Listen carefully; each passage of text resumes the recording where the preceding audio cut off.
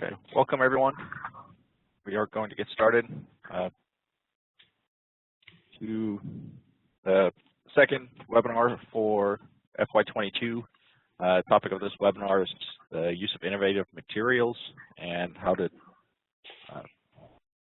model them in Pavement ME. Okay. All right. Our moderators today, we have Clark Morrison from North Carolina DOT. He's the chair of the AASHTOWare Pavement ME Design Task Force. We have Hari Nair from Virginia DOT. He's the co-chair. And our presenters today is going to be myself, Bodor Brink, and Harold Von Quintus. Just as a reminder, the presentation will be available for viewing on the ME Design resource website. Handing it over to Clark just to kind of give an overview and introduction from the chair. Okay. Thanks, Bodor. Can you go to the next slide, please? Thank you. The Pavement ME Design Task Force is responsible for providing guidance and oversight on development, maintenance, and support of the Pavement ME Design software and is supporting this webinar. The Pavement ME Task Force members are, first, Ryan Fragapane is our AASHTOWare project manager. I'm Clark Morrison with North Carolina DOT chair. Hari Nair from Virginia is our vice chair.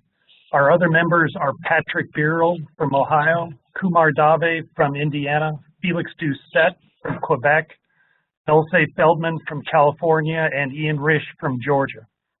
Suzanne Chan from Ontario is our liaison with the Transportation Association of Canada, and Tom Yu is our Federal Highway Administration liaison. Next slide. I'll go through just a little bit of housekeeping. First off, your phones and audio are being muted. So please post whatever questions you have in the Q&A box, and this can be accessed by clicking on the WebEx Q&A button. The presenters will answer all questions at the end of the webinar, and you may see some of the questions be addressed during the webinar in the Q&A box. But as many questions as we can will be covered at the end of the webinar. Questions that are not answered because of time will be responded to separately after the webinar. And I think with that, I'll turn it back to Bodor. Thanks, Clark.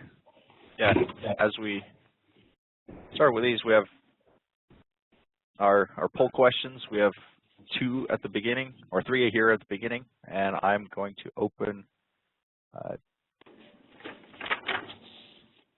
those right now. I think there's a second here. I'm just gonna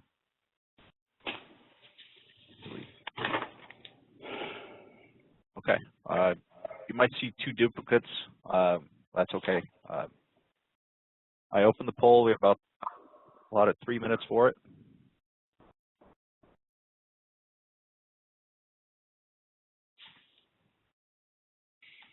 Sorry about the repeat. But you can answer both if you want, or just the first 2.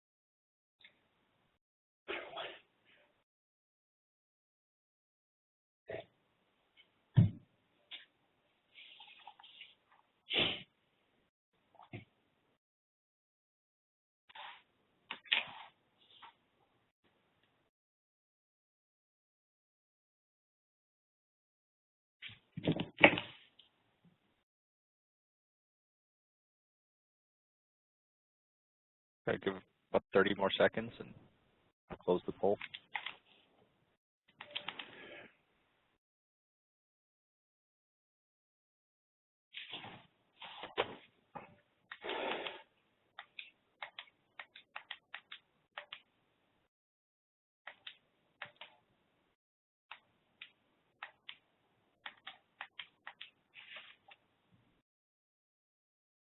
Okay, close the poll now. We have about 86%. Everyone responded.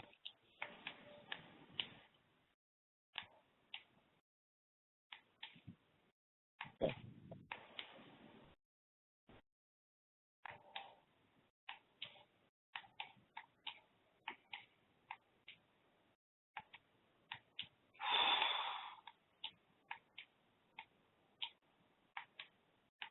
Once this finishes, we have another quick poll question. I'll probably give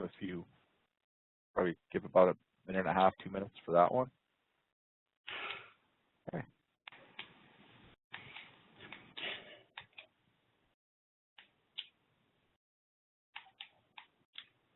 Okay, so this one's open. This is about 85%. I'll close it as well.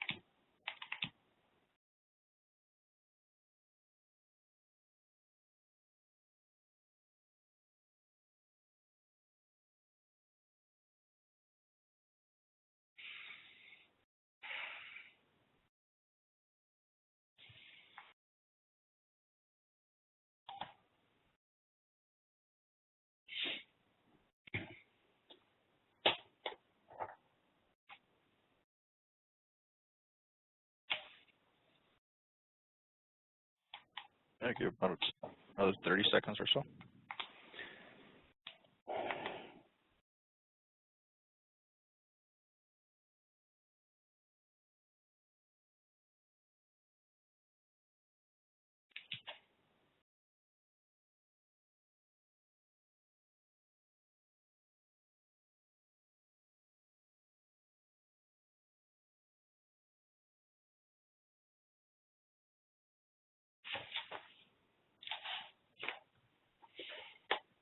Okay, I have about 70% response.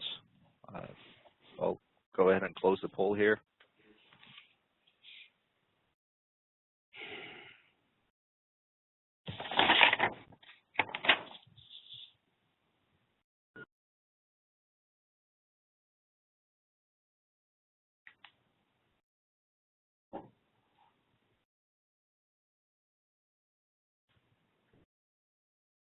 Okay, well, thanks everyone for submitting those.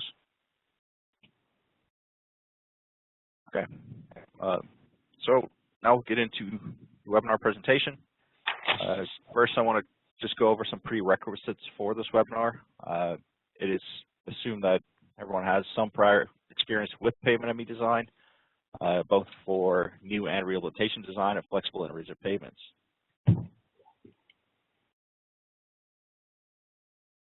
So the main topic of today is the use of innovative materials with respect to pavement ME design and its inputs. Just as a reminder, no one day-to-day production design procedure, including pavement ME, can account for all possible features and materials. In this webinar topic is going to focus on the bound materials. And Harold, if you want to add something, just jump in. And just as an addition here, is there's no magic wand that drives all properties to predict pavement performance.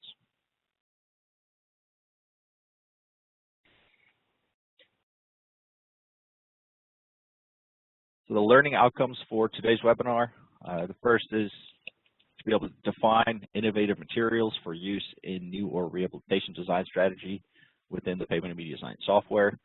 We also have list and explain the assumptions for using innovative materials in the pavement ME software.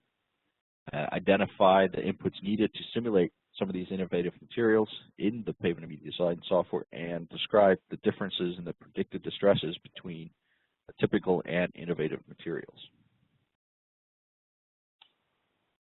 Our webinar outline today, first we'll start with innovative materials definition. Then we'll go into 2 examples, flexible and rigid pavement examples. So we'll define material inputs, the assumptions, and comparison to typical materials. And we'll follow it up with summary and closing comments, and then open it up for questions. Okay. So innovative materials, the definition here is materials and features that are not routinely used in pavement design with respect to the pavement ME design software. So these can be materials that are modified or enhanced to address a specific need or property to improve the pavement performance, and newly developed processes of existing or reclaimed materials. And lastly, the materials that were not included in the global calibration process.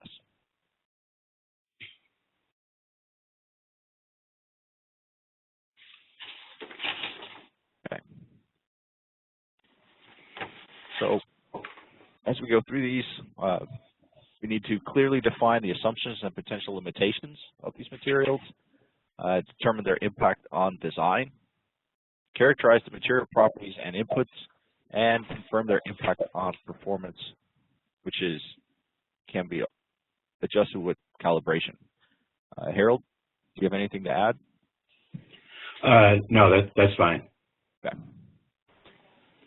And the examples we're going to cover today, we're going to have 3 examples with asphalt materials and mixtures, and 3 examples with PCC materials and mixture. So the asphalt material items, we're going to have simulate highly polymer modified mixtures. We're going to have an example with high RAP mixtures with a RAP percentage of greater than 40%, and a asphalt rubber mixture with ground tire rubber. For PCC materials, we're going to look at simulating high strength PCC mixtures, look at fibrous or fiber reinforced PCC mixtures, and try to simulate some of the benefits of precast concrete slabs and how you characterize the mixture properties.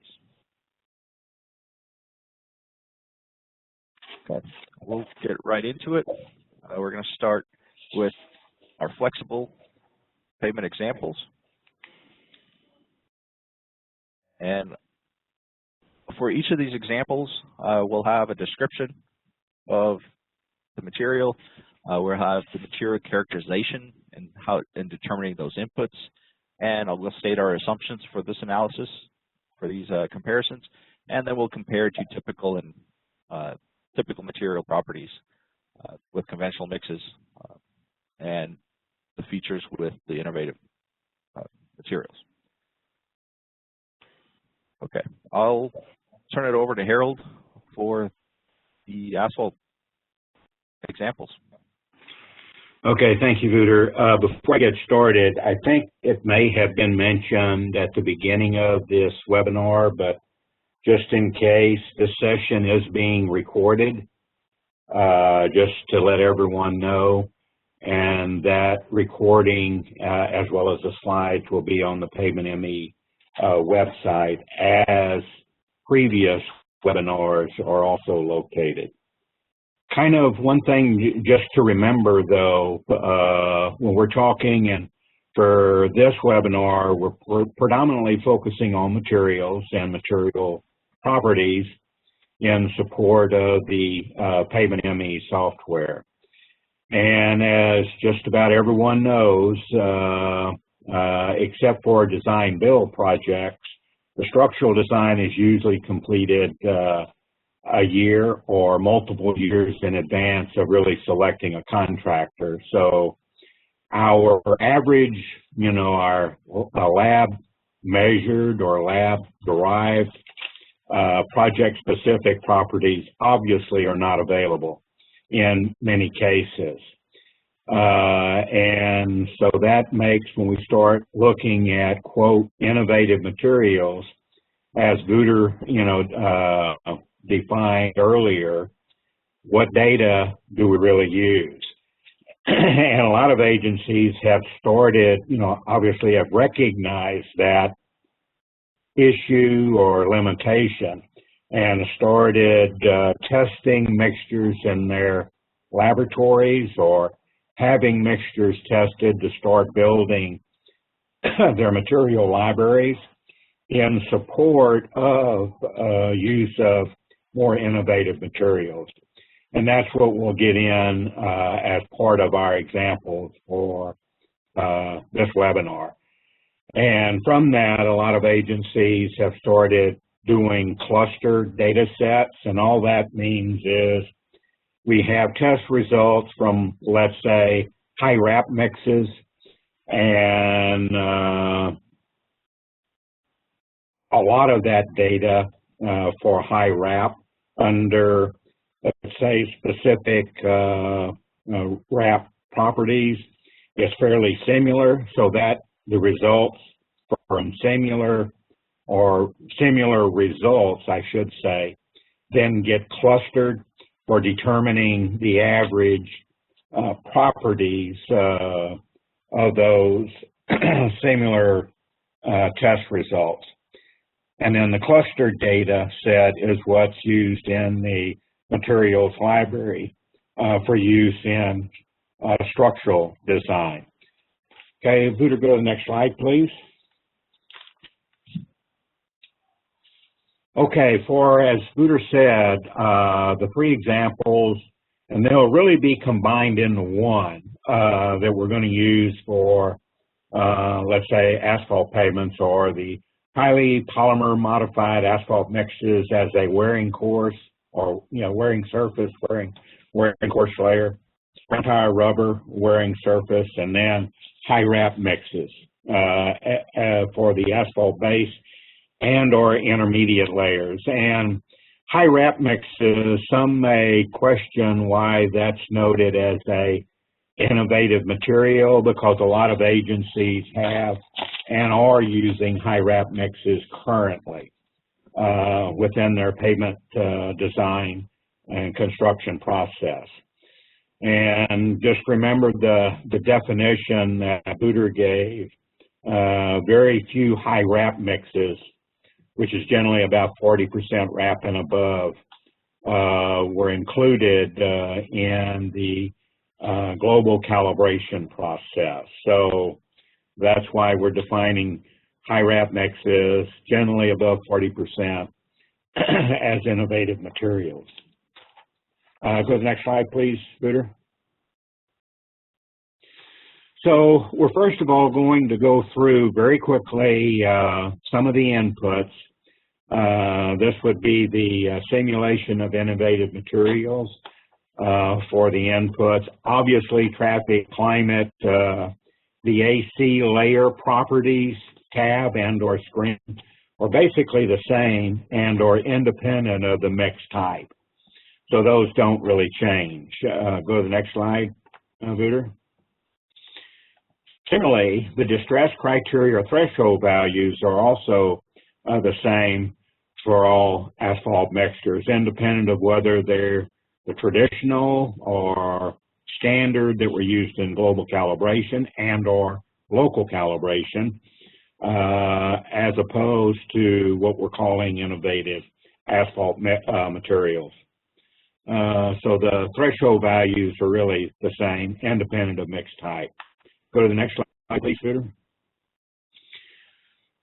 In getting started for looking at using innovative materials, Chapter 5 in the MEPDG Manual of Practice provides a general overview of the prediction methodology, in other words, the distress transfer function, and it lists the volumetric, thermal, and mechanical properties that are needed for predicting different pavement distresses on the flexible pavement side. So we would encourage everyone to review Chapter 5, especially if you're using an innovative material, one of the three that we listed, or maybe some other innovative material that's being considered for use.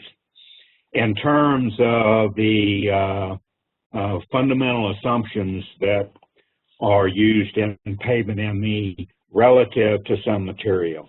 Go to the next slide, please, Wouter. This is a list for focusing more on the mechanical properties. The volumetric properties and the thermal properties are relatively straightforward. They're measured by, or at least the volumetric properties are measured by most agencies and or contractors or other organizations. And so we're going to kind of focus more on the mechanical properties because those have a big input or impact on the distress prediction. And the mechanical properties we're referring to is the asphalt binder shear modulus and phase angle, AASHTO T315 dynamic modulus, indirect tensile, creep compliance, and strength, plastic strain coefficients, determining those, which there is no current AASHTO test standard for measuring those. Those are generally done in accordance with NCHRP report 719 that had to do with the rut depth model that are currently in Pavement ME, and the test procedure as well as interpretation of the test result for basically measuring or deriving the plastic strain coefficients. And then fatigue strength coefficients as part of AASHTO T321. I should have mentioned the plastic strain coefficients, that NCHRP project or report number.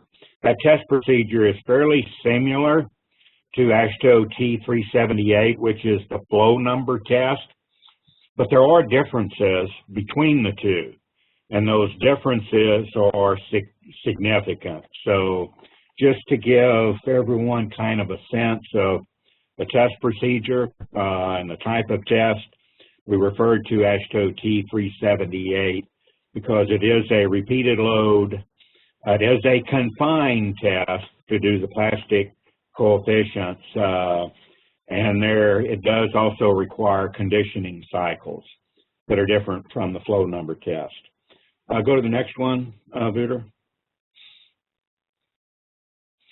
This is a screenshot, and we've included various screenshots of the software itself. And this is the screenshot of the layer properties screen. It includes the volumetrics as shown, the mechanical properties, and the thermal properties. As I noted previously, the volumetric properties are generally measured day-to-day basis by most organizations. This screenshot is for the asphalt wearing surfaces, and the wearing surfaces means that we have the percent asphalt by weight of mix, as well as the effective binder content under mix volumetrics are required, but also under mechanical properties, the creep compliance and dynamic modulus. Creep compliance is required for the wearing surfaces only and not the other asphalt layers beneath the surface. So I think go to the next one, please, Wouter. And this is a similar screenshot, but for the asphalt intermediate and base layers. And the basic difference between the wearing surface and the intermediate and base layer on the volumetric side is only the effective binder content is required for the intermediate and base layers because it is an input to the fatigue cracking transfer function to determine the allowable number of load applications. That's in section 5 of the manual of practice. And then the other is under mechanical properties, dynamic modulus, and then the asphalt binder for input level 1. And we've noted the different input levels. You can see on these screenshots, we're generally referring to input level 1, not 2 and 3. The reason for that, Wouter, would you go to the next slide? The reason for that is our mechanical properties in terms of the rut depth coefficients or the plastic strain coefficients. These are in the calibration folder, even though they're a I'm going to call them a fundamental mechanical property. Some may disagree with that, but that's the words I'm going to use. They're not in the layer property screen. They are in the calibration folder screen. And the reason for that is there were calibration factors that Matt Whitsack included in the transfer function for each of the coefficients. The coefficients, as shown on the screen, are K1, K2, and K3. These are laboratory-derived plastic strain coefficients from the test procedure and interpretation using the NCHRP Report 719 procedure. Again, that's similar to AASHTO T378, the flow number test, but there are differences, and those differences are significant. And I'll probably come back to that again a little bit later. Go to the next slide, please. And then these are the fatigue strength coefficients, which are also located in the calibration folder and not the layer input screen or folder, those properties. So they're the fatigue K1, K2, K3, which is defined in Section 5 of the Manual of Practice, and they're laboratory-derived fatigue strength coefficients from AASHTO T321, which is the repeated flexural beam. I would like to mention here that under AASHTO T321, there are two definitions of failure. Pavement ME was originally calibrated globally, or I should say have always been calibrated using the traditional definition of failure from AASHTO T321. And that's the 50% of the flexural modulus during repeated load flexural bending beam test for the beams themselves, the asphalt beams themselves. So that is the traditional definition of failure, the 50% reduction in the flexural modulus during the test. I'd also like to mention, I don't have it on the slide though, but Ray Bonnequist completed a study for FHWA that had to do with the developing a practitioner guide for the test, the mechanical tests that are required by the MEPDG Manual of Practice, i.e. Section 5 in the guide.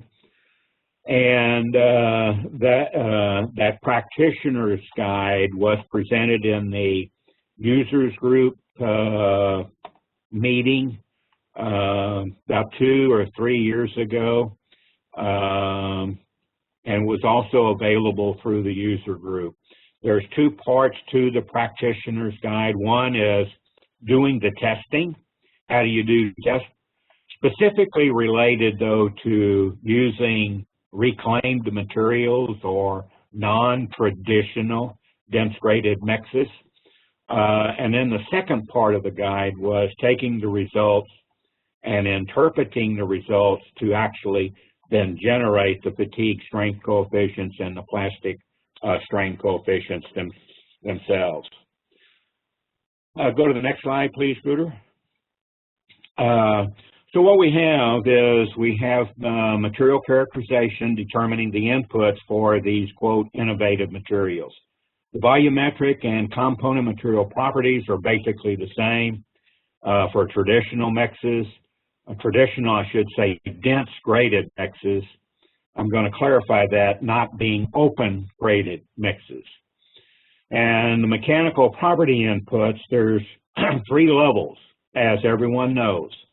Input level 1 is laboratory-derived properties, which we generally do not have on a project-specific basis, except for design-build projects, because structural design is typically done years in advance of the actual construction or selecting contractor. Input level 2 is basically using our regression equations, or I should say the regression equations built in to the Pavement ME software to calculate the mechanical properties. So we're not actually measuring the properties directly, but we're using volumetrics and other component properties to calculate the mechanical property, or at least the program is. Input level 3 is where the mechanical property is our best guess value for similar mixture types, which are the default values. Go forward. So our suggestion for innovative materials, as defined earlier in the presentation, we're suggesting that input level 1 be used, which, i.e., the tests are in Table 10-2 of the MEPDG Manual of Practice. The regression equations for input level 2 and or the default values, mixed type, or input level 3, we're suggesting not be used because they may not be appropriate for some innovative asphalt materials. And these are listed in Table 10.3 in the Manual of Practice. So we're unsure that for all innovative materials, the regression equations and or the default values would be appropriate for these innovative materials. So that's why we're suggesting input level 1. Remember what I said earlier, that test or contractors usually not selected, so we don't know them until years after the structural design, so we don't know the specific materials that might be used. So in that case, agencies are starting to build material libraries to at least have initial values for those innovative materials for use in design. And for our examples that are going to be included shortly, we have taken many of those material libraries from various states and our test results, either sponsored by FHWA, individual states, or MCHRP projects, and have come up or have identified, or I don't want to say derived, but it estimated some typical values, mechanical properties values for these innovative materials, at least the 3 that were included in the webinar. Go to the next slide, Wouter, please. So, should every layer of asphalt be simulated in pavement design? The Pavement ME team and or the AASHTOWare generally receives suggestions that add more layers to the pavement being the flexible pavement structure being simulated in Pavement ME. Right now, as everyone probably knows, Pavement ME is restricted to a maximum of 3 asphalt layers. That would be a wearing surface, an intermediate layer, and an asphalt base. Those are the key layers, especially the wearing surface and the asphalt base, because the properties in those 2 layers, they really drive the specific distress predictions. So go forward. Yeah. So how should these layers be simulated? You know, what's the wearing surface and what's the asphalt base? That's usually decided on by the designer. Just the key thing to remember, the asphalt base layer drives bottom-up fatigue cracking. The asphalt wearing surface drives top-down cracking and transverse cracking. And then all layers drive the rut depth prediction. So when pavement structures with or without innovative materials are being set up, whatever the wearing surface is going to drive certain distresses, and whatever properties are used for the asphalt base layer are going to drive other distress predictions. So with this, the transverse thermal cracking, that's estimated in the wearing surface, top-down fatigue cracking, estimated by the wearing surface properties also. Bottom-up fatigue cracking is estimated by lower properties, asphalt layer properties, and the rut depth is estimated by all layer properties. Just kind of as a summary. I'll go to the next one. And this is just an illustration of that. Again, top-down cracking, for example, if you have an open graded friction course as a wearing surface, which could be, let's say, an inch, and under that you have a dense graded asphalt layer, should the designer include that open graded friction course as the wearing surface or the first dense graded layer? And I'll come back to that a little bit later. But I want everyone to remember that the global calibration and most of the local calibrations that I am aware of, the dense graded mix is simulated as the wearing surface, with or without an open graded friction course or some other thin wearing surface at the surface. Normally, those get combined with the dense graded mix. And then the intermediate layers are estimated, are used to estimate the rut depth properties. The lower asphalt layer is used to estimate bottom-up fatigue cracking, those layer property. As shown in the screen, the crack that starts at the bottom and works itself, propagates upward through the layer. And on the core on the right, that's where we have a crack initiating at the surface, and it's propagating down through the asphalt layers. Go to the next slide, Buder, please. So for dynamic modulus, we're required to have all values, all layers, plastic strain coefficients. It's suggested that those coefficients be available for all layers, the 3 layers, let's say. The IDT creep compliance and strength are just for the wearing surface. The fatigue strength coefficients are just for the asphalt base layer. Go to the next slide, please, Buder. So the sample, as a reminder, I'm glad I put this note in, the sample preparation, conditioning, and data interpretation are basically critically important. And that's covered, the preparation conditioning is covered in part 1 of Ray Bonnequist, Practitioner's Guide, and then the data interpretation is really covered in part 2 of the Practitioner's Guide. Go to the next slide, please, Buder. So items to remember, regardless of the asphalt mix, and we've stated this in more than one webinar, but we always like to restate it. In section 7.2 of the MEPDG Manual of Practice on reliability, all inputs represent the average value, and that's true for traditional mixes, innovative mixes, unbound layers, traffic inputs, all inputs. They represent the average value and not some percentile value for pavement ME. Under section 3.5 of the MEPDG Manual of Practice, there are design factors that are noted in that section that are excluded. And I wanted to mention here, because this would have to do with some of the open graded mixes at the surface. Pavement ME does not predict durability type distresses. And that would be like raveling, stripping, bleeding at the surface. It does not predict a durability type distresses.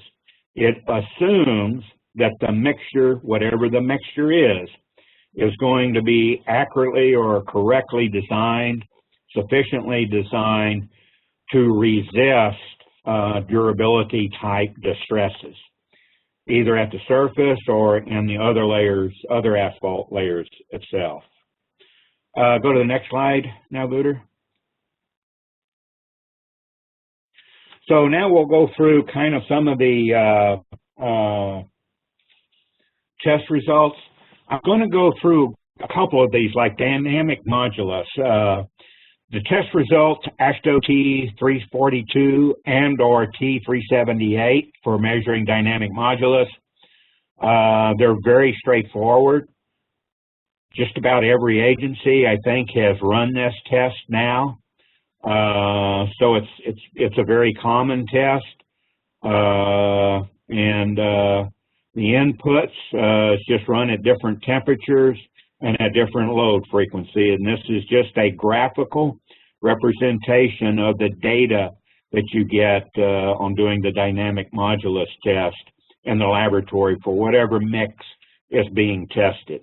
Innovative mixes versus our more traditional type mixes. Go to the next slide, Wouter. So that data is taken and can be directly imported into the PavementME software via XML files.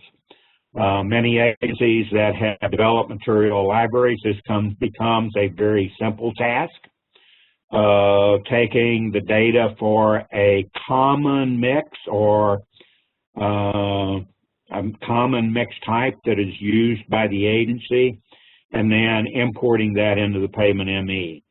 Innovative mixtures would be the same way. Some agencies, you know, like Pennsylvania, Wisconsin, and there's a couple of the other agencies have already started testing innovative materials, or what they refer to as innovative materials, high wrap mix, polymer modified mixes, SMA mixes, and then have developed dynamic modulus data for those and have files typical for a specific mix type, and those get entered directly. So there's really no significant difference, no special data interpretation that's needed for innovative materials. Go to the next slide, Wouter. The same is true for indirect tensile creep compliance and strength via AASHTOW T322. This is just a graphical representation of the indirect tensile creep compliance data from the test, measured at 3 temperatures at different loading times. Go to the next slide, Wouter. And this is similar to dynamic modulus. That data is usually the data is readily available from the test, and that data can be directly imported into PavementME via XML files. And that's an example screenshot shown here for creep compliance. The indirect tensile strength data from the test would be done the same way, but it's usually just one number at 14 degrees Fahrenheit. That would be the strength at 14 degrees Fahrenheit. That also gets entered into PavementME. Go to the next slide, Wouter. Now we're moving from what tests are considered mechanical properties that are readily available, have been used to test many different mixtures. Now we're moving to the repeated load plastic deformation test that has been available, has been used, but there's no ASTM or AASHTOW test standard for it. And so this is in accordance with NCHR report number 719. This is a graphical illustration or schematic of the results from the test, directly from the test, and it's basically the percent plastic strain versus the number of load cycles. Kind of similar to AASHTOW T378. It is confined. It's usually 10,000 loading cycles or until tertiary flow occurs within the test, or we exceed a maximum percent plastic strain value. And this shows 3 temperatures that are typically used. The NCHRP report gives the 3 temperatures. They are climate dependent. At least the upper temperatures can be climate dependent. There's also 2 options. Option 1 is do 3 temperatures.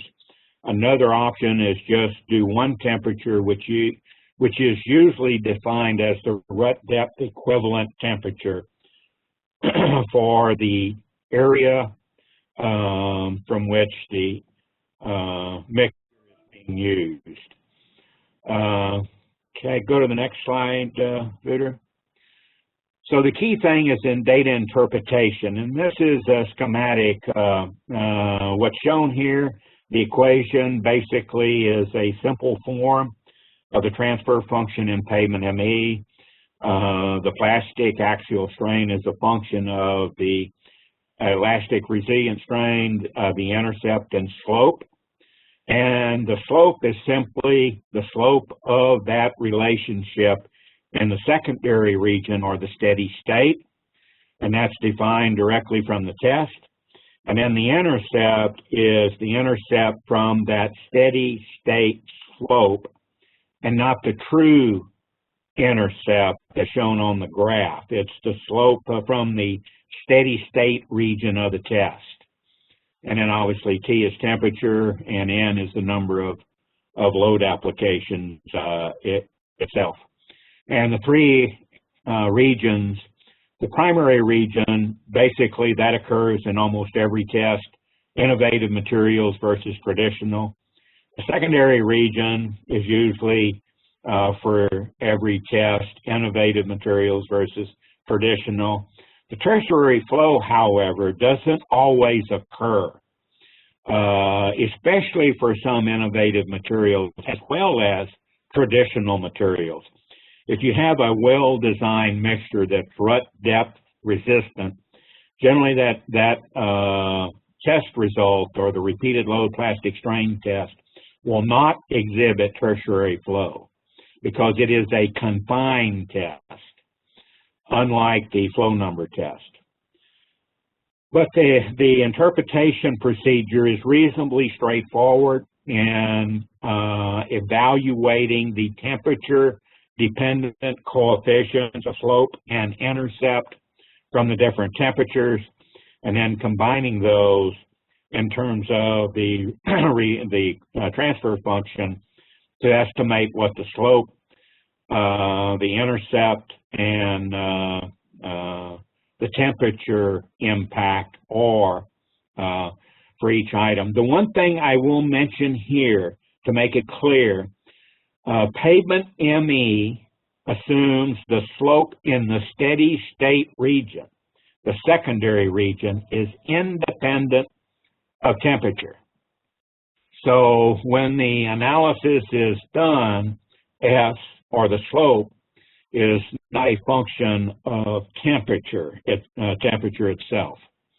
So slope is constant irregardless of the temperature. And for some innovative materials, that in fact may not be the case.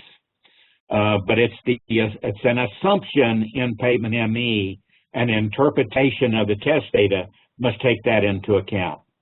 Okay, go to the next slide, Booter. And this is just kind of an illustration of those lab-derived plastic strain coefficients from one set of temperatures, just as one set of temperatures. So the intercept is determined from the steady state region, and then the lower graph just shows the rate of change, kind of like the phone number test, the rate of change in the plastic strain based on a moving average type, type of condition.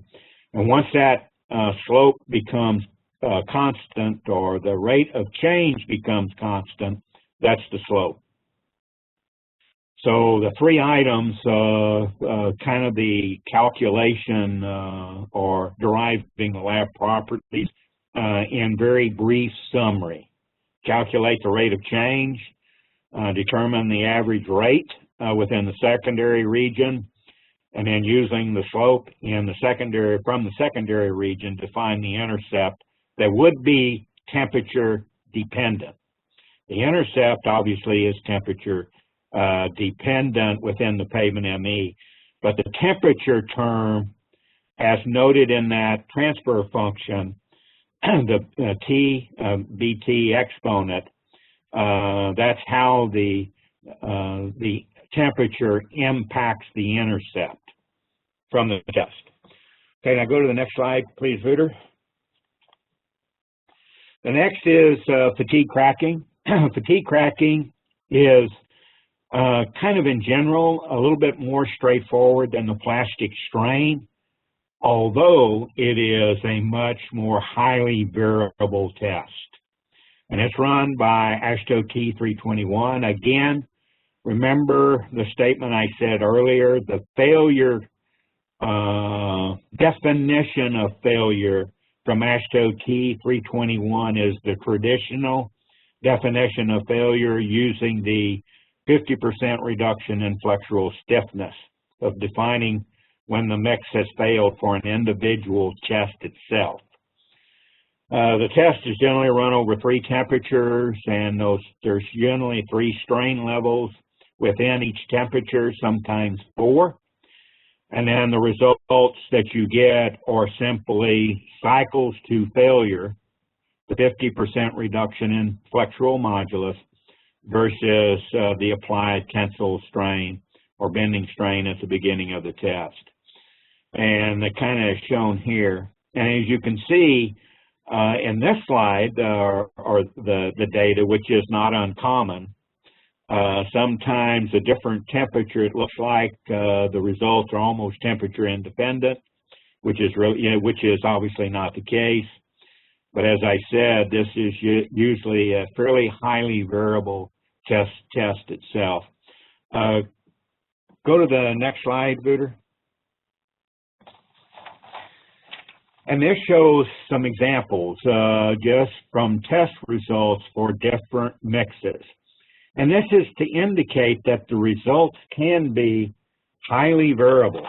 And so we can see that the slopes can be significantly different in some tests. Even the different temperatures cross, as shown on the graph in the upper right, as well as in the lower right graph.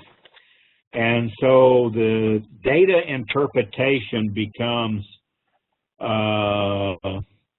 difficult, let's say, as well as, but it still is very critical. So there is a procedure in the practitioner's guide in terms of generating these values, or the K1, K2, K3 from the fatigue test at different strain levels, different temperatures. But that data interpretation is very critical, or excuse me, very difficult and confusing. And this is why this test is, even though it takes a long time to produce those coefficients, it's not a very practical test to run on a day-to-day basis. And it's also highly variable. And so what that means is you really got to have a lot of test specimens. And so what that means from a cost standpoint, it's very, very costly. But it is the test that supports directly the inputs for fatigue strength in pavement ME, but the data interpretation is difficult. I'll go to the next slide, Booter. So as an option, and there is an option, and this is in the NCHRP report number 338, and this is using data from the indirect tensile test, and it's I refer to it as the indirect tensile failure strain test, and it's very simple. The graph upper right is simply stress versus strain, and that's the horizontal strain from indirect tensile test itself, and that's shown in the schematic in the upper right-hand corner, where we have the LVDTs attached to both faces of the specimen. It's kind of similar in concept to AASHTO T322 for creep compliance and strength, but it does apply, running at 3 different temperatures, measuring stress and strain, the relationship for each of the specimen. We do get a failure stress, which is the strength, and a failure strain defined from that strength value. And that's shown in the lower right-hand corner as a function of the dynamic modulus, the log of the dynamic modulus, which AASHTO T342. And this is a much, even though it can be variable, the results can be variable for some tests, especially for large aggregate size mixes.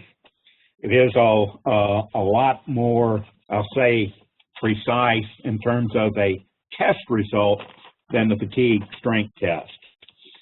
The one on the left, the graph on the left, simply shows for different sets of mixes the relationship between the modulus slope, and that's a slope and the intercept from log modulus versus log tensile strain, the lower graph on the right, and that's the slope of that curve referred to as M, and the intercept referred to as B.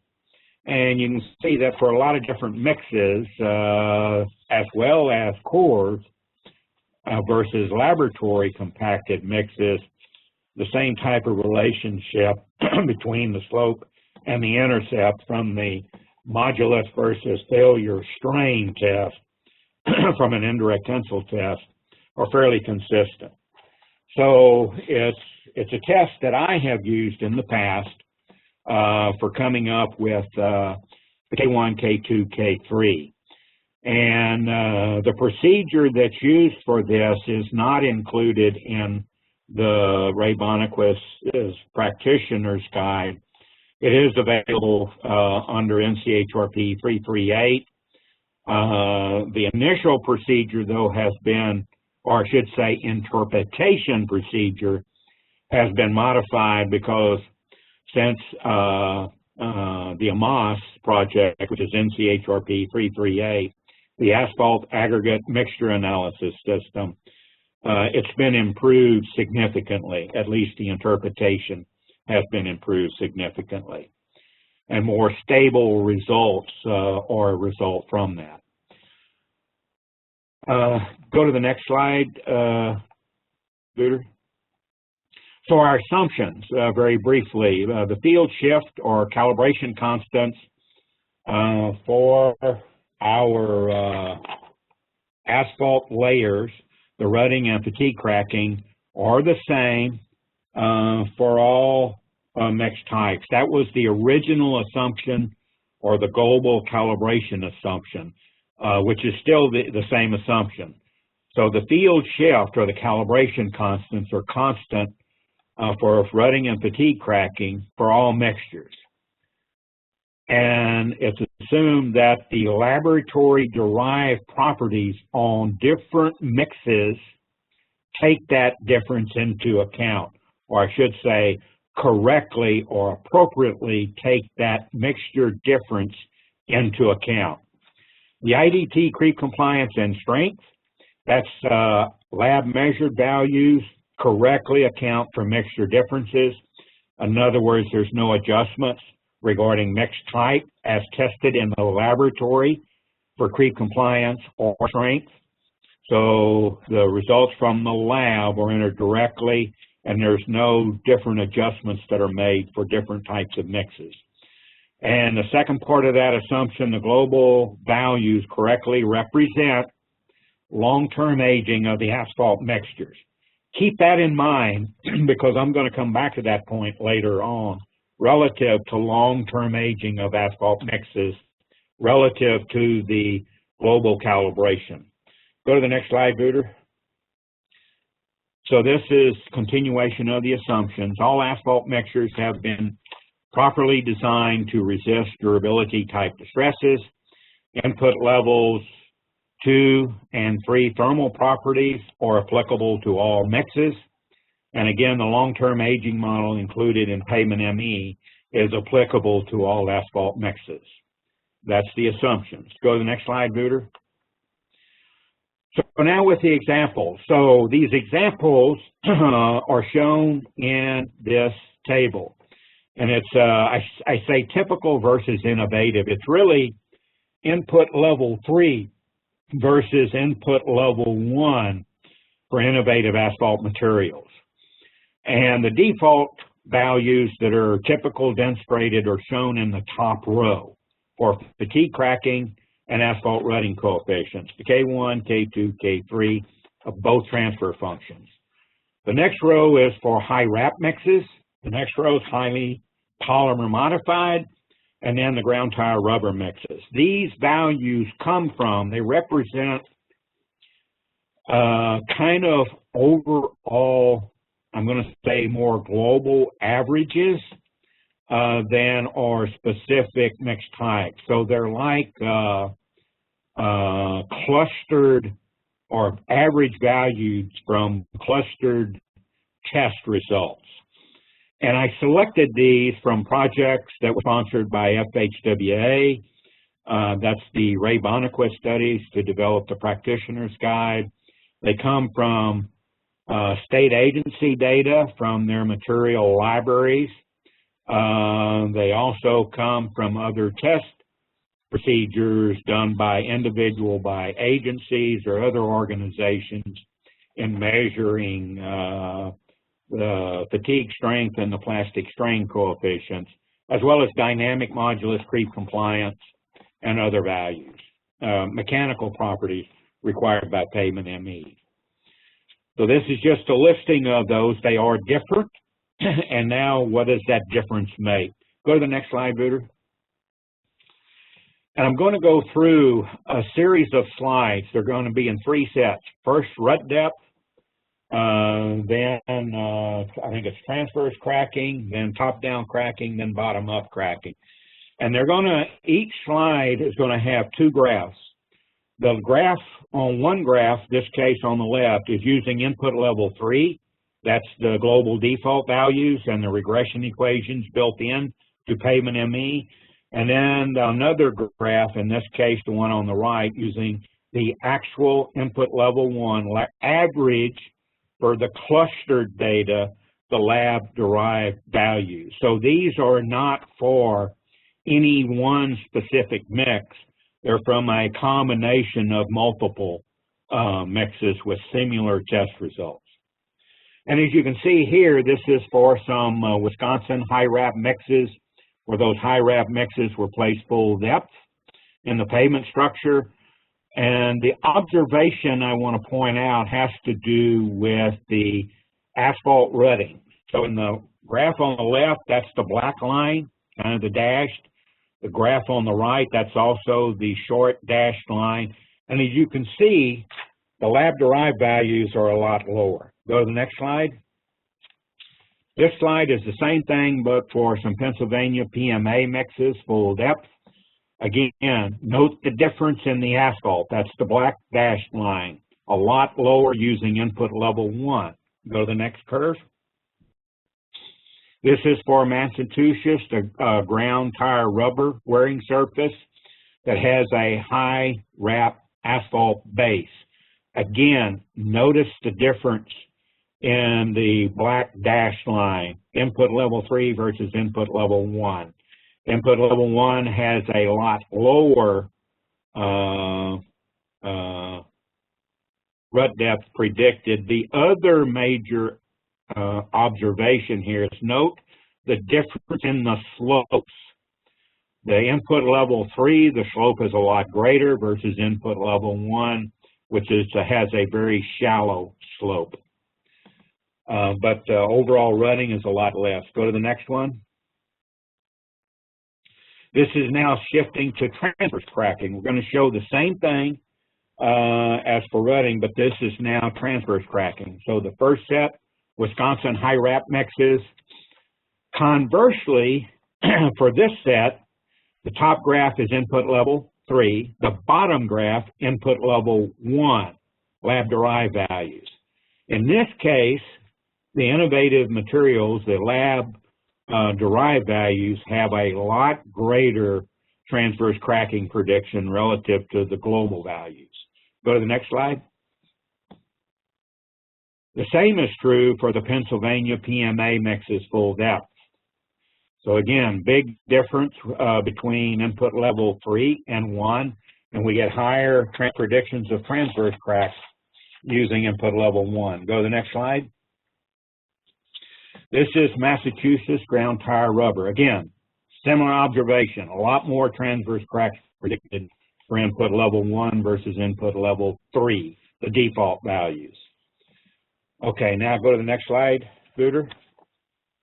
Now we're shifting to top-down cracking, total percent.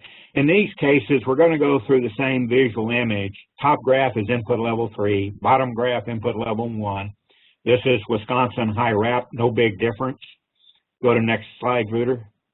This is for the Pennsylvania PMA. Again, not a big difference between the two. Go to the next one, Ruder. GTR wearing surface with a high wrap base. Again, not a big difference. So slightly lower values in terms of top-down cracking for input level 1 versus input level 3. But it's a relatively small difference. Next slide, Ruder. Now this is top-down cracking, but crack depth or crack propagation. And these graphs simply show how the crack propagates from the surface to the bottom of the asphalt layers over the design period. The graph at the top is input level 3, the graph on the bottom, input level 1. So in this case, high wrap mixes, which are generally very stiff or much stiffer, that crack, once it starts, propagates fairly rapidly in about 5 to 7 years through the asphalt layers, as opposed to input level 1 lab-derived values where it does not propagate. Go to the next slide, Buter. This is Pennsylvania. In this case, for Pennsylvania PMA mixes, there's really no difference between input level 1 and 3. Go to the next slide. This is the GTR. Again, we see that input level 3, even though it takes a lot longer relative to high wrap, there is much more crack propagation for input level 3 for the GTR wearing surfaces, whereas input level 1, the crack propagation is very shallow or slow, and so the cracks are remaining confined to the surface itself, below or within an inch of the wearing surface, the surface, top inch of the wearing surface. So go to the next slide, Buter. So this is bottom-up cracking, Wisconsin, high wrap mix, and this is in bottom-up cracking versus time, input level 3. For this, we see that there is more cracking with the high wrap mix. With input level 3, there's less cracking for input level 1 for the laboratory derived. And the same thing, and go to the next slide, Buter. So this is Pennsylvania PMA mixes, full depth, whereas the wearing surface has the highly polymer modified mix. Again, big difference in fatigue cracking, a lot more cracking predicted using input level 3 versus input level 1, minimal cracking predicted. Go to the next slide, Buter. And this shows, oh, that's it. So that's it for the asphalt. I'll turn it over to Buter because I'm about 5 minutes over for the PCC example.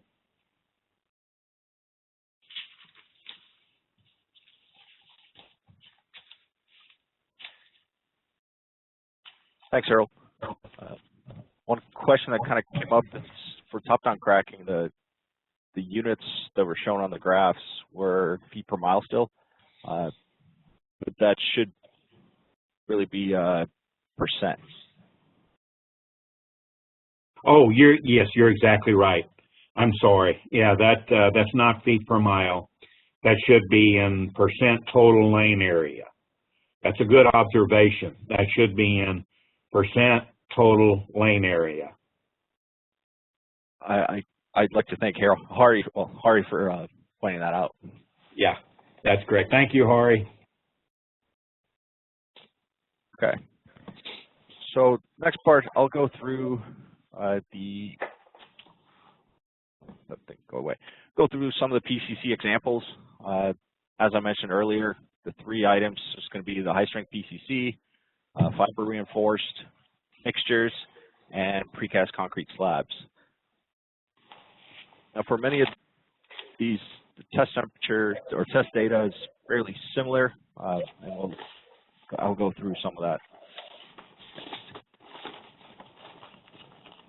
Hey, Harold, I'm getting some feedback from your end.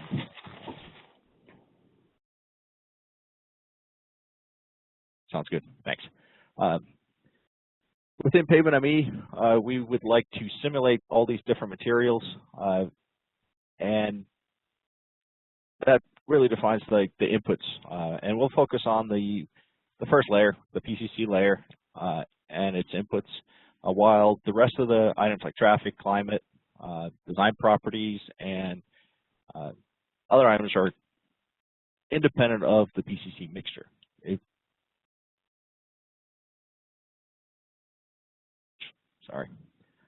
Similar to asphalt pavements, the distress criteria or threshold values for cracking are also remain the same as conventional mixes. So there's no difference in threshold limits unless that was part of the calibration process. But overall, it should be typically the same as the conventional mixes. And just to follow up with Harold as well, a lot of resources are available, and the main item which Pavement ME is based on is the MEPDG Manual of Practice. And for performance indicator information, Chapter 5, that'll provide some guidance on selecting your performance criteria and the methodology, and provide an overview. And then all of the PCC inputs, volumetric and mechanical inputs and properties needed to simulate and characterize a PCC layer defined in Chapter 10. So it goes through the test methods, the different, all the descriptions of all the different inputs.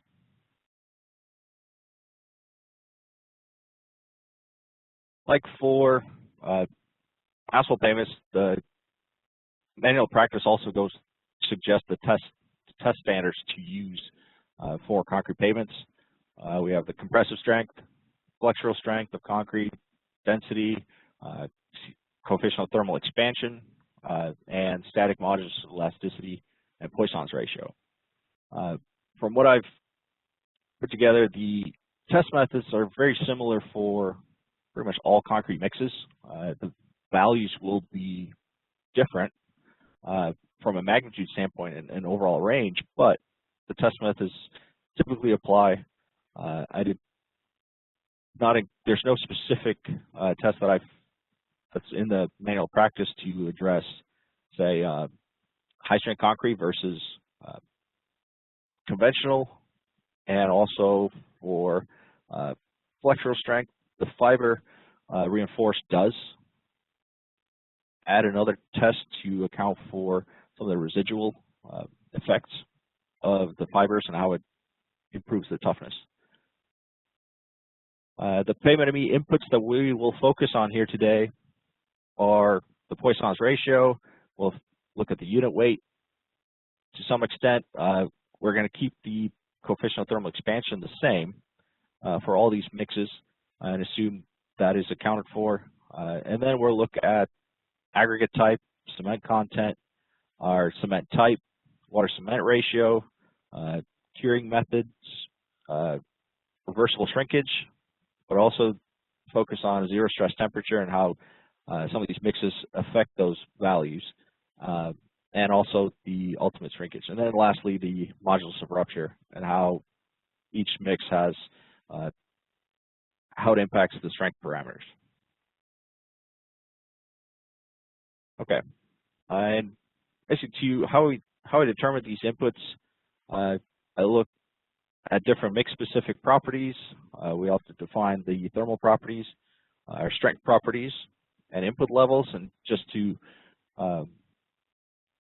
refresh everyone, for input level 1, like lab-tested modulus of rupture and elastic modulus are the inputs at different time frames, so 7, 14, 28, 90, and also the ratio between the 28-day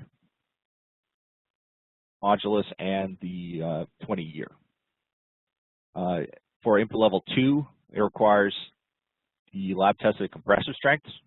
So that's also for those same time frames, 7-day, 14, 28, and so on. And then for level 3, it uses requires the 28-day modulus of rupture or compressive strength, and the actual elastic modulus value is an option. When level 3 data is used, the software will internally calculate the test temperature or the the modular rupture, compressive strength, and elastic modulus values for the test days 7, 14, 28 using a regression equation that's built in. Overall, from a suggestion standpoint, it's better to use level 1 or level 2 data if it's available. For this particular example, we're going to use level 3, but the level 3 regression equation may not be representative of some of your local materials. So if you are using these materials and you have at least the compressive strength data for level 2, definitely use that information because it'll fit the rest of or model the rest of the strength parameters like modular rupture and the elastic modulus. And another reminder, all the inputs represent average values, similar to what Harold mentioned earlier, and also section 3.5 summarizes the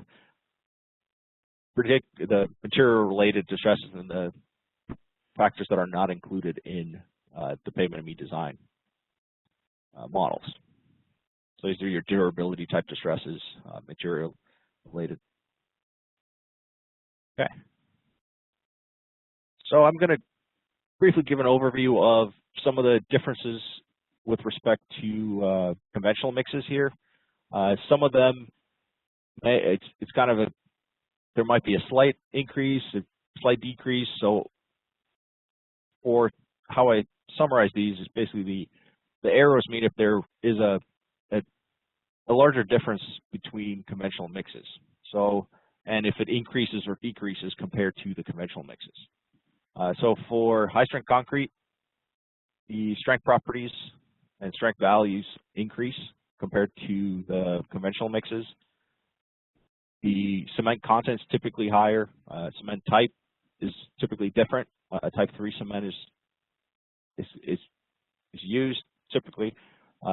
Some of the Poisson's ratio could change, and it would be, from what I saw in some of the literature,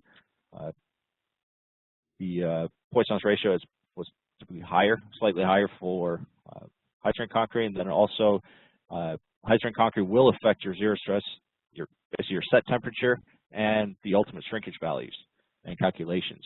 Because of the strength gain early on in its life, it will be more susceptible to shrinkage. So it is important to make sure you select your material properties and inputs and curing methods to mitigate some of those properties. Now, typically water cement ratio is less than conventional mixes, which increases your strength values. Then also unit weight, aggregate types, and curing methods are typically similar. I didn't find a significant difference between or large difference between these. There will be some differences, but not as much as some of the items I have here on the left. And just as a reminder, I mean, the mix design must consider relationships between these different properties. So, for example, increased cement content will have a potential for higher shrinkage, which is typically offset by lower water cement concrete or water cement ratio, and then also results in increased strength. So it kind of offsets each other, but it definitely needs to be stressed that there are relationships between these that can affect your strength parameters and how it performs in the field. For fiber reinforced concrete, compared some inputs, one of the main benefits is the toughness of the concrete. You have a residual effect, especially when a crack or fracture has already occurred. It keeps the cracks tight without significant or as much distress. And what I found is the unit weight when using steel fibers is significantly higher, and then also for synthetic fibers it's not as much. And then I've also saw cement content is typically higher, and which will also impact your zero stress, set temperature, and the ultimate shrinkage. Water cement ratios slightly lower, but they're still in the typical ranges, so it's not a huge difference between conventional mixes there. And from a strength property perspective, the strength will minus the rupture, compression strength, elastic modulus is fairly similar between these, not a significant increase or decrease. But what affects it more is the toughness factor, where you're going to have residual effect. And aggregate types, curing methods, Poisson's ratios was found to be fairly similar. Next, for precast concrete inputs, what I found is cement content can typically be higher. Ultimate shrinkage be higher because of the cement content, and the strength properties are also typically higher. But there's much more control over how the concrete sets, and it's typically constructing a controlled environment and then placed off-site. It should be able to control a lot more of the factors within the mix themselves. So other factors that could be reduced or controlled is more like that built-in curl. So your internal, your built-in temperature gradient, pavement amine assumes -10 as its default. But in this case, I didn't change that because I didn't have exact test data for it, but it is a potential benefit where you can reduce some of that built-in temperature differential. And also the zero stress temperature, you control where and when what the set temperature is because of you can have a temperature controlled environment. Unit weights, aggregate types, curing methods, Poisson's ratio, and water cement ratio are fairly similar. In most specifications, it's not really treated as significantly different from conventional specifications, as long as it meets the requirements, and it usually is accepted. One other thing for these precast panels is the strength at time of construction, or when you're actually placing these slabs placing these slabs in the field. Typically from a rehabilitation perspective, you already have your strength from day one, so it doesn't start from a lower value, and it doesn't need to set. So how do we account for that within pavement amine? And how do we model that benefit of some of the control of your zero stress temperatures, set temperature? Okay, just to go over the items, the inputs that I used for the different mixes. So conventional, summarized conventional, high strength PCC, fiber reinforced, and precast concrete. So you'll see the main differences: high strength type 3 cement, higher cement content. Most of the unit weights are remained the same for all examples, and then the Poisson's ratio also changed for the high strength PCC. Then for curing methods, remains the same. Same with reversible shrinkage. I did not see a lot of find a reference for changing these values. The internally calculated zero stress temperature basically is calculated based on your mean annual air temperature of the month of construction that you select or traffic opening within the pavement ME. So these values are calculated. I just placed or added the values that were predicted. And then for precast concrete, I defined that specifically for a temperature of 70 degrees. Same with the ultimate shrinkage. All of these values are internally calculated. You can see some of them are higher and lower, especially for high strength PCC. You're going to have a higher number.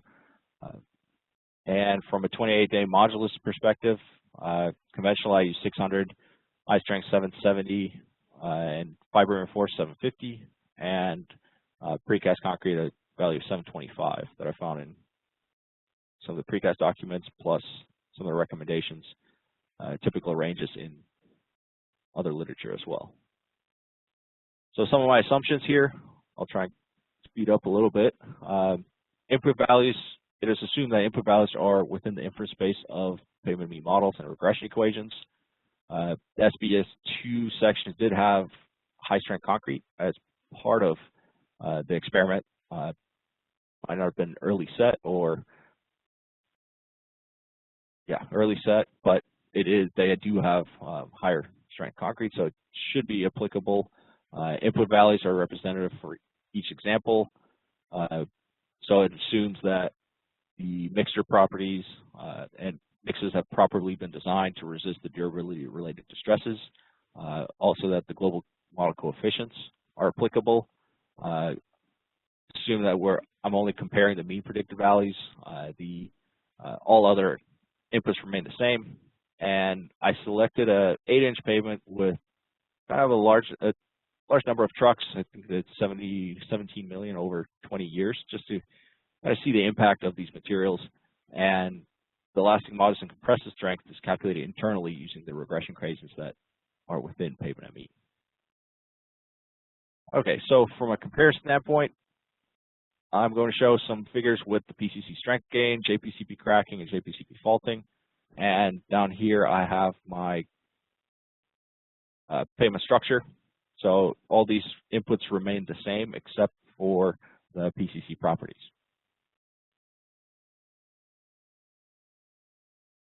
If you look at the strength gain that's predicted within the pavement ME, as expected, the conventional PCC had a much lower modulus of rupture over the life of the pavement compared to the other items where high strength concrete had the highest, fiber reinforced, and precast below that. And that directly reflects how the inputs that were used. From elastic modulus, a similar trend is shown. So these are fairly expected. From a cracking perspective, the conventional structure had the highest amount of cracking. Then it was the precast concrete, the fiber reinforced, and then the high strength. So as the strength increases, your cracking goes down. But the more interesting item was the faulting. So for conventional, it was kind of in the middle, where the precast had the lowest amount of faulting predictions because of the user-defined set temperature values that I entered or used, because it's less susceptible to shrinkage because it's already set. So when it is placed. And conventional, and then interestingly enough, the high strength PCC and fiber reinforced showed the highest amount of faulting, and which could be related, which is expected to be related to the higher shrinkage values. There's the ultimate shrinkage and your zero set temperature. Okay, that's all I really had for the PCC. There's other items we can go into, but when level 1 test data is available, that makes it a little bit more interesting to see those differences. Okay, Harold, I'll turn it over to you for summary and closing comments for AC.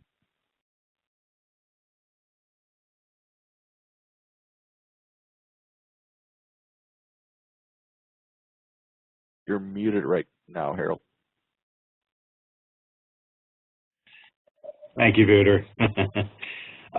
So this is going to be our summary, kind of in takeaways from the webinar. For innovative materials, mixtures that were not included in calibration, we're suggesting, or the suggestion is, use input level 1 laboratory derived properties. But remember that from the statements up front, that input level 1 on our day-to-day basis regarding structural design may not always be available, because we may not know the materials the contractor is going to specifically use until after the project's been let. So that's the clustered, determining input values from other properties or from other projects from which the mechanical properties can be determined.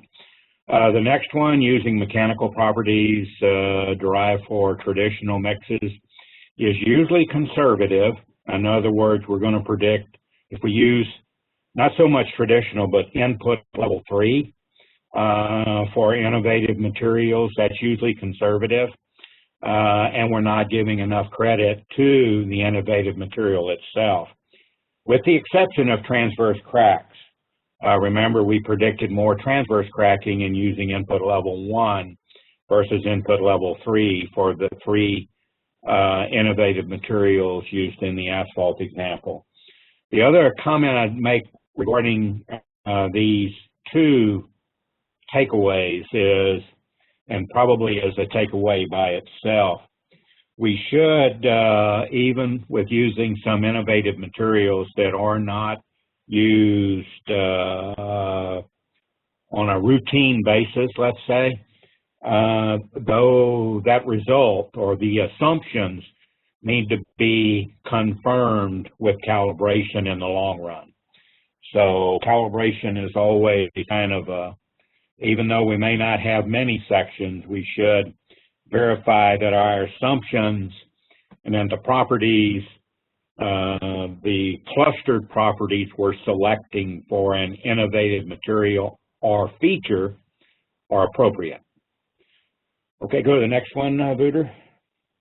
And this is for high wrap mixes, kind of just in summary. Input level 1 in comparison to input level 3, less resistant to transverse cracking, higher fatigue crack propagation, more resistance to rutting, which kind of makes sense, and more resistance to fatigue cracking. Go to the next slide, or go forward. Ground tire rubber wearing surfaces, input level 1 in comparison to input level 3. More resistance, transverse cracking, lower fatigue crack propagation, and more resistant to rutting also. Next slide, Wouter. SMA and or polymer modified mixes were full depth, or we have highly polymer modified mixes at the wearing surface, input level 1 to compared to input level 3, more resistance to transverse cracking, more resistant to rutting, lower fatigue crack propagation, and more resistance to fatigue cracking itself. Go to the next slide, go forward. So IDT, the kind of an important observation here, IDT creep compliance and strength regarding input level 1 properties are from long-term age specimens using the long-term aging process and or field cores. They do exhibit a bias in comparison to the global input level 3 properties. So there is definitely a bias there. Long-term age properties from cores result in higher predicted lengths of transverse cracks. Does that mean that something we're not, that the aging model is incorrect, or for some reason the properties that were used to do the clustered from which the creep compliance and strength came from for these mixes, that there's some reason they've been more long-term age than the global ones? Really don't know why that's the case, other than it appears to be the case. So that comes back to the importance of calibration. If you're using, and what this really means is if you're using, you've done global calibration or even local calibration, and you've used the default values, input level 3, for your calibration, and now you start measuring input level 1 creep compliance, there would be a strong recommendation to verify those measured input level 1 creep compliance even though they may come from multiple mixes from like a clustered data set, but those results should be verified to ensure that a bias is not present. And if there is a bias, then that bias be taken care of, i.e. the importance of calibration. Okay, next slide.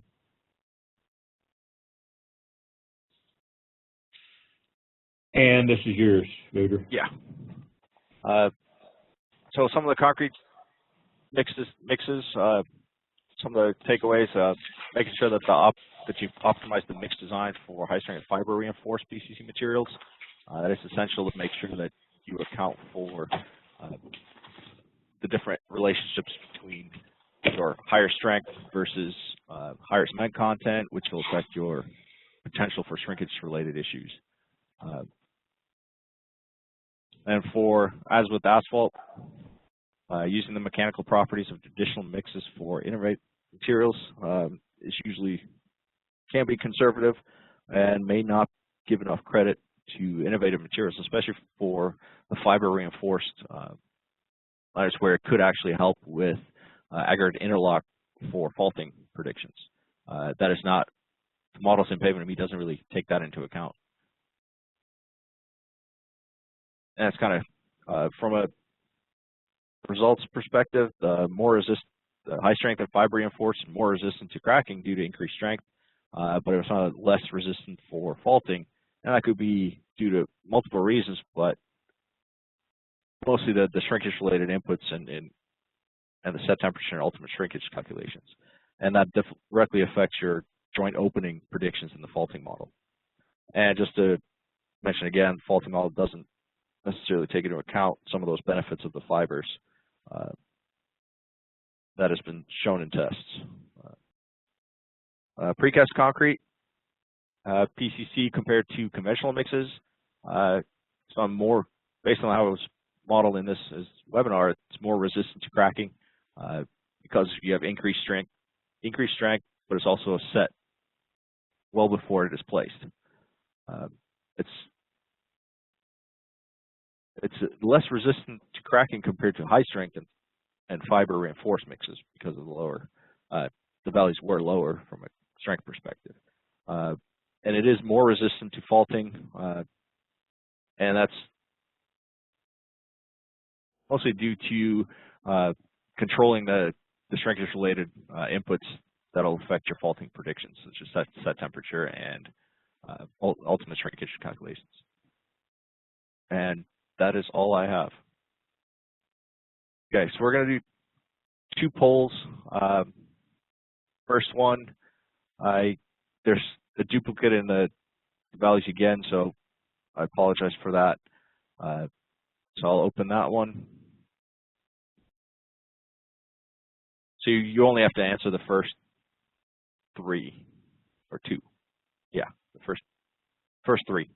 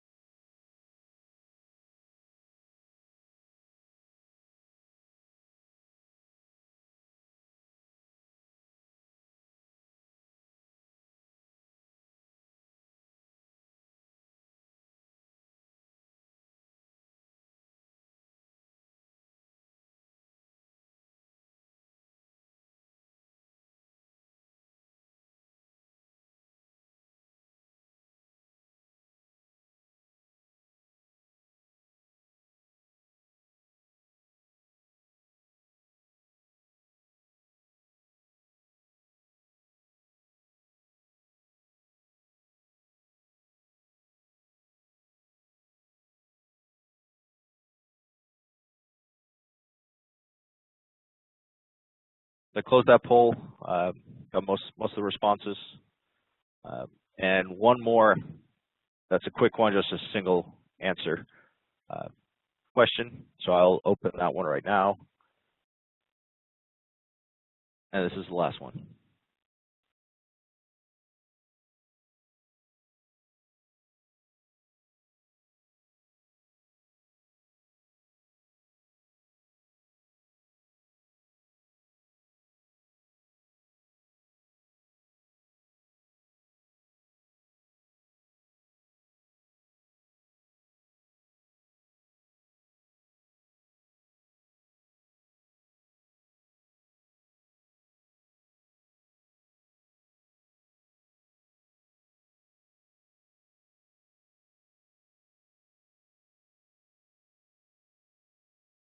I'll give about 20, 25 seconds.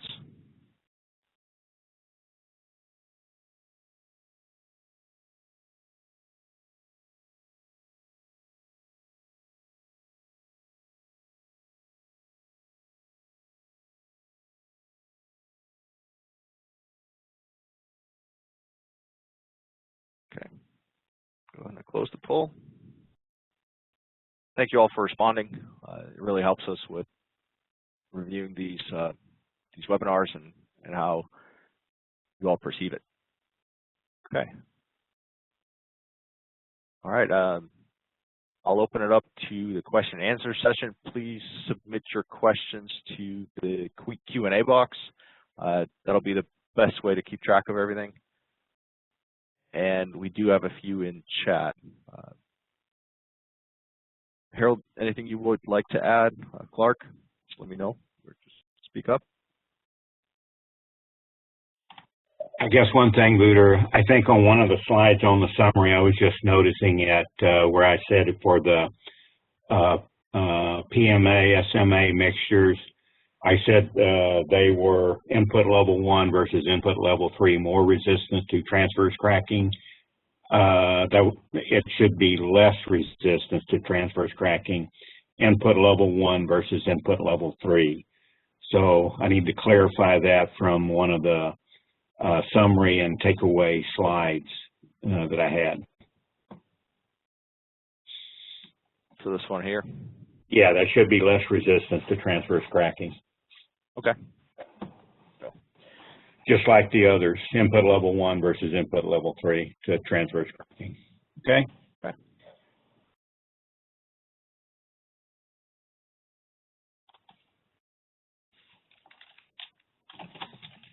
Okay. Where'd it go? Okay. I'll go through some of the ones we have on here. I'll start with the Q&A. This one was already answered, but the question was, what is the BT coefficient in the equation on slide 39? And my response was that it represents the effective temperature on the plastic strain when at the different test methods or test temperatures. It's also relates to one of the KR calibration coefficients in the Ruddy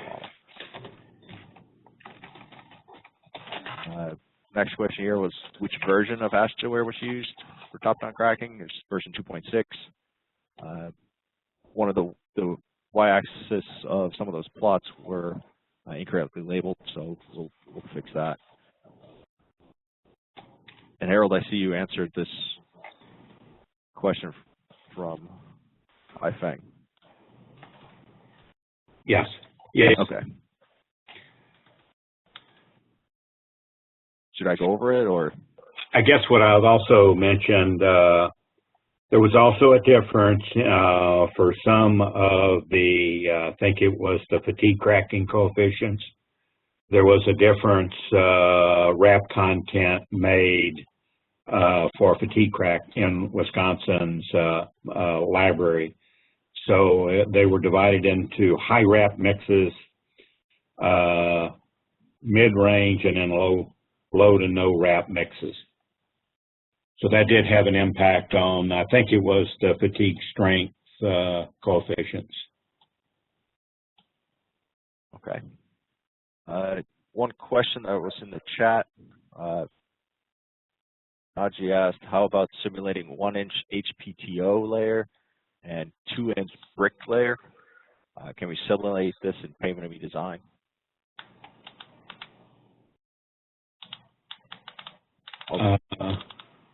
It's in the chat, Harold. I don't know if you.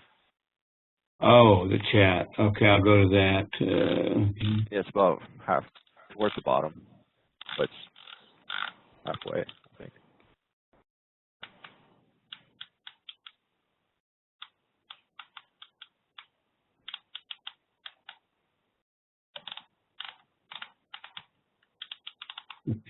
I guess I'm not. Repeat the question again. Yeah, so it's how about simulating 1-inch HPTO layer and 2-inch BRIC layer? Can we simulate this in Pavement ME design? What's a PPO? HPTO, I do not really know. Yeah, I don't know myself. Yeah. So if whoever asked that question, if they could define what HPO is and what the other layer designation is, we might be able to answer it. See if I can set a question. Oh, high performance thin overlay.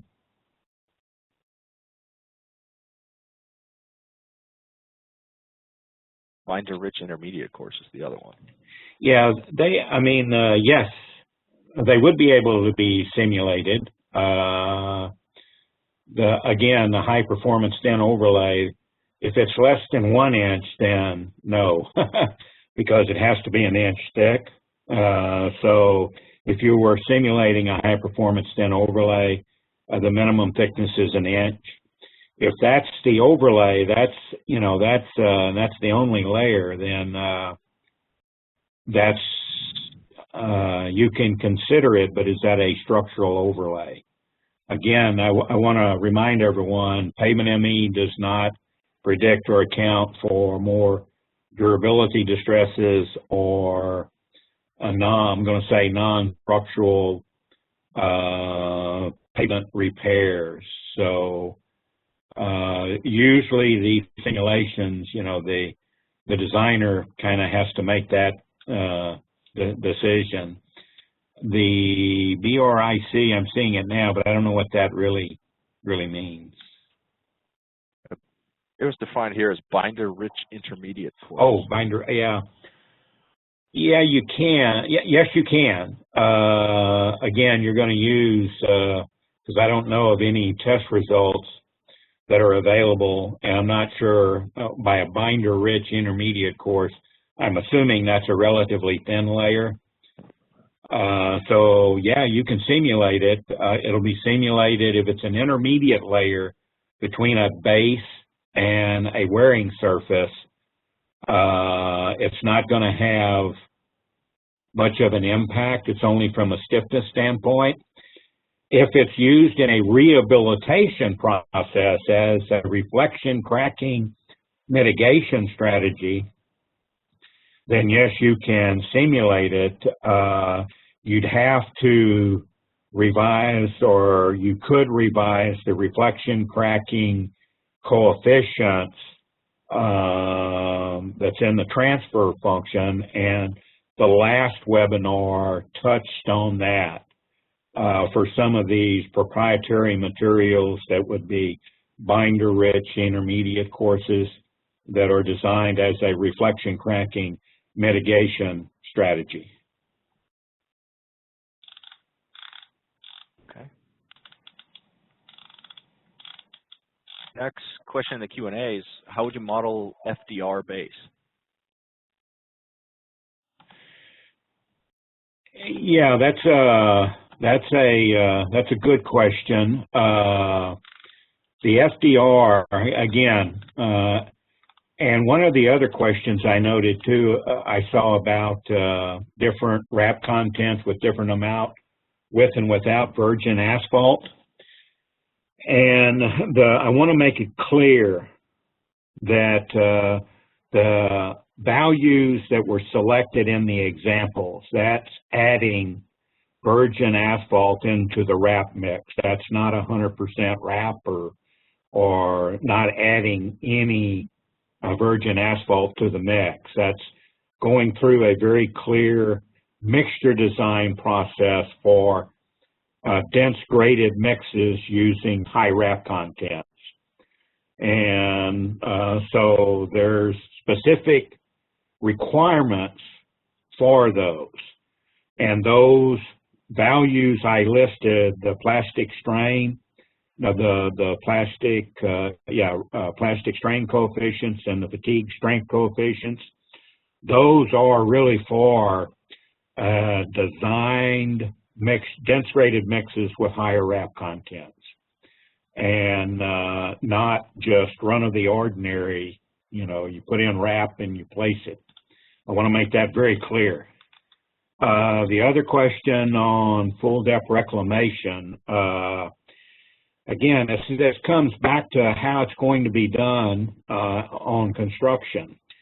If the full depth reclamation includes more cement or higher cement content, potentially that's a semi-rigid pavement design, depending on how much cement was added.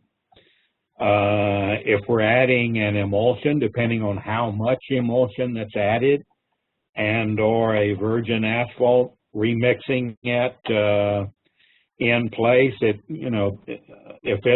it's being designed for a dense graded mix, then that would be considered an asphalt layer. If we're only adding enough cement or emulsion or other materials to improve the material, the final material for compaction, and it's not enough to get a intact core after the full depth layer has been placed, then that may need to be simulated as an unbound layer with a representative modulus material. So I think, we need to be careful, because what we do in practice between different agencies can vary significantly. And we got to remember the assumptions in Pavement ME, i.e. Chapter 5, on what is a bound layer and whether that's a cement material layer or whether it's a asphalt layer or whether it's an unbound layer. Excuse me. So answering these questions without knowing more what goes into some of the assumptions becomes very dangerous. So in answer to these questions, I would, there are certain assumptions for these, like full depth reclamation or certain processes. And if you're simulating it as asphalt layer, that really assumes that is a dense graded asphalt layer. And when you core it, you get a very good intact testable sample from it. If you core it and you don't get a testable sample, that means it's subjected to durability issues, and Pavement ME does not simulate or predict durability type distresses. So this, I hope I've answered or given enough verbiage so that we've answered the question, but all comes back to the assumptions. And I think we have about time for one more. As a reminder, if we don't get to your question, it will be answered and it will be posted on the Pavement ME Design website, which is me-design.com. And the last one here, we see the benefit of level 1 versus level 3. However, if agency does not have exclusively lab results, how can we get the data for innovative materials? Is there a global database or any suggestions? Yeah, and this will be the case for a lot of agencies, and I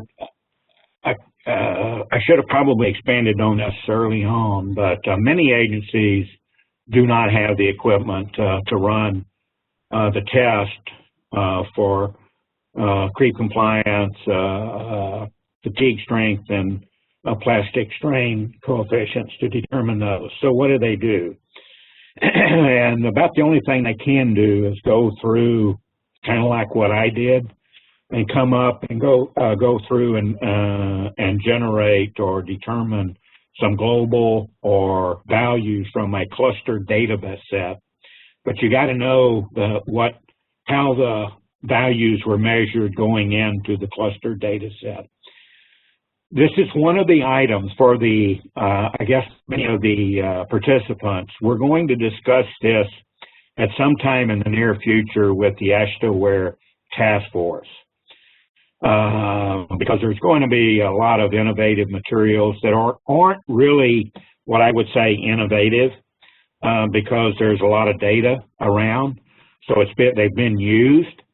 But we're going to discuss this with the task force to see if we, through the manual of practice, the next time it gets balloted, that some recommended values with strict boundary conditions can be included in the manual of practice for like high wrap that are used quite extensively now, polymer modified, which are used quite extensively, and even ground rubber is used by some agencies quite a bit.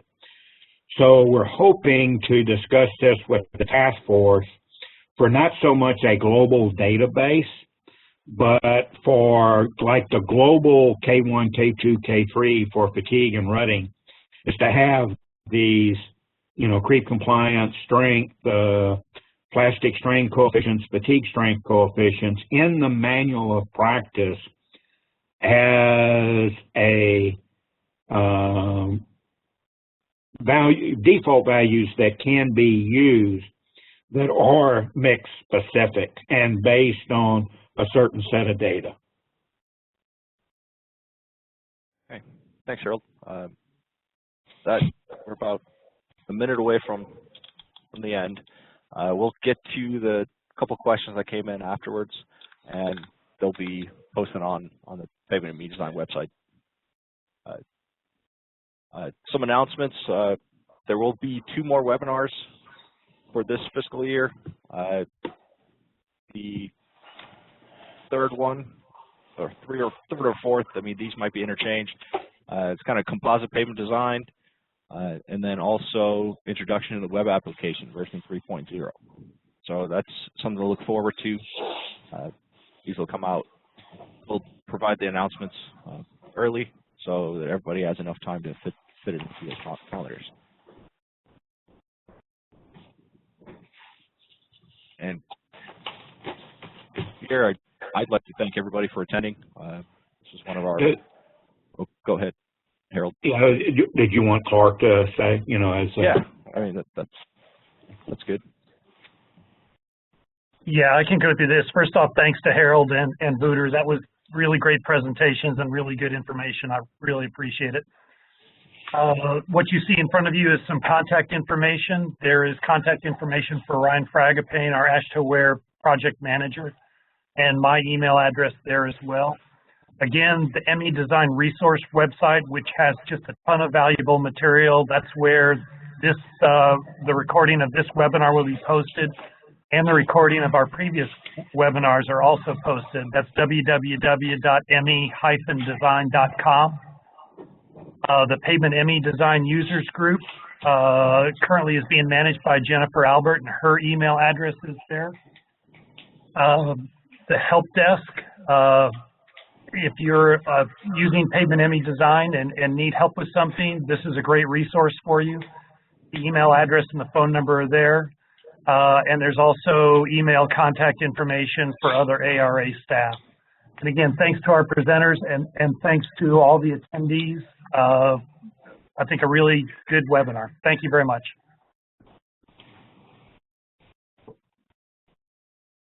Thank you, everyone.